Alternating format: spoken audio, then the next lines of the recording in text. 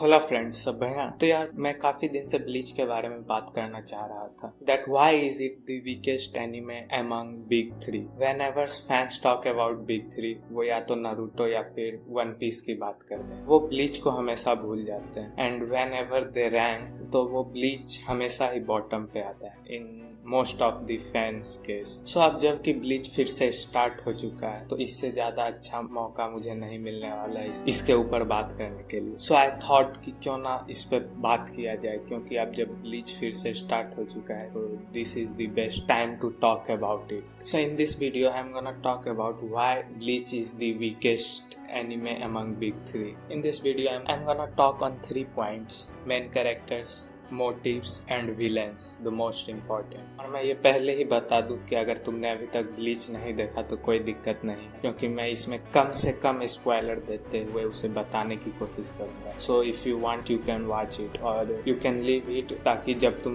Bleach खत्म कर लो तो फिर तुम देखो इसे। सो और भी ज्यादा टाइम नहीं बर्बाद करते हुए वीडियो को सीधे स्टार्ट करते हैं। Let's talk. अब देखो, अगर हाइपोथेटिकली बात करें तो ऐसा है कि अगर तुम 3 लोग की रेस कराओगे तो किसी ना किसी को तो उसमें थर्ड पे आना ही पड़ेगा। तीनों तो नहीं ही जीत सके। हाँ, but we can talk about that कि वही आदमी थर्ड पे क्यों आया। अब देखो, no doubt big three are the best. Bleach is also have the greatest story line, some of the awesome characters and world building, fights, character design, one of the best anime. But when you compare it with big three, वो हमेशा उन 2 beast से हार ही जाता है। And या Bleach always lose among these beast animes. It's because in big three the one give you some of the best moment, not in anime also some of the best moment of your life, which become you some of the best memories. And it also give you some of the best villains which you gonna love more than heroes, while the other one give you some of the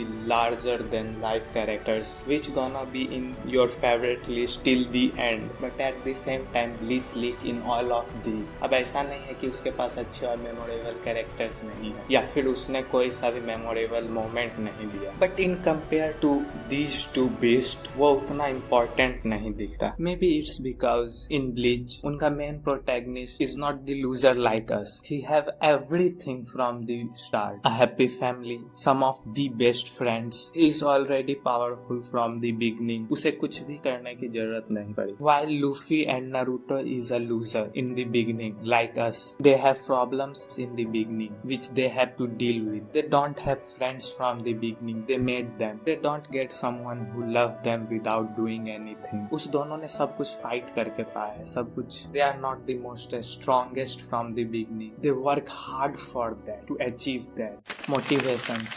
अब देखो, these all 3 story is a journey of its main protagonist from zero to hero. बहुत ही cleavage सा sound कर रहा है। They all are nothing in the start. So उनके motivations are the most important thing, जो कि उनके actions को explain करता है. Why they are doing it, why they are doing anything in this story. As a writer, the most important thing which you have to work first in this type of story is to show their motivations. और वो reasonable लगने चाहिए, वो real लगने चाहिए। Otherwise the audience not gonna connect to them. Just ये तुमने दिखा दिया कि मैंने प्रॉमिस किया था उससे, सो मैं उसे बचाने जाऊंगा at any cost. It doesn't work like that. And when you clearly observe in Naruto case, he don't have anything in the beginning. लोग उसे पसंद नहीं करते थे, कोई उसका फ्रेंड नहीं बनना चाहता था. People hate him. So his motive was to just become Hokage, so that people gonna love him. They accept him. And this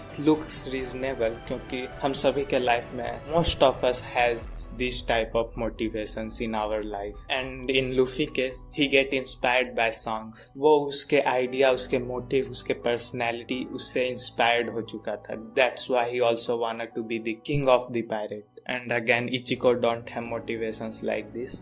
Villains. Naruto have some of the best villains and they are deeply created. उनके motivations and intentions clear लगते हैं. Back stories को देखने के बाद। And this is the only series in big three जिसके villains ज्यादा favourite हैं उनके हीरोज से। और मानो या ना मानो, बिना रीजंस का विलेन बिना सर पैर का आदमी होता है, which doesn't make any sense. And same with the One Piece. They also have some of the iconic villains like Doflamingo. और वैसे भी वन पीस का स्टोरी ही ऐसा है कि उसे ज्यादा एक्सप्लेन ही नहीं करना पड़ता है अबाउट विलेंस, क्योंकि इट्स अ रेस, और रेस में and in a race everyone is your enemy, even they are your friends outside the race. But at the same time Bleach सभी में पीछे रह जाता है। ऐसा नहीं है कि ब्लीच के पास अच्छे विलेंस नहीं, it also have some of the best villains. And उनके स्टोरीज को दिखा के उसे अंडरस्टैंडेबल भी बनाता है। But when you gonna talk about other than him, he just completely failed in it. You gonna feel like lack of connection with these villains. उनके actions understandable नहीं लगते। And as we all know, किसी भी story को good से best बनाने में villains का सबसे बड़ा हाथ होता है। If you have some of the best villain, you gonna be the best story, क्योंकि जितने स्ट्रॉन्ग विलेंस होंगे उतनी ही स्ट्रॉन्ग तुम्हारी स्टोरी बनने वाली। High expectations and comparison.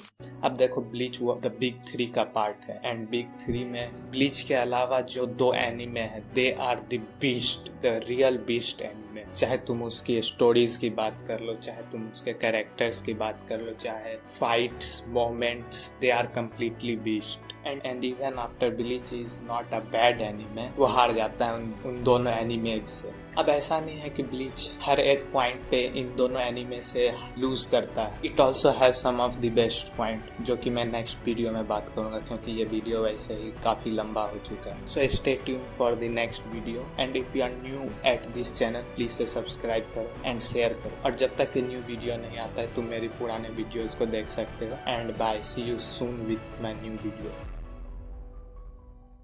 Bye, have a great time.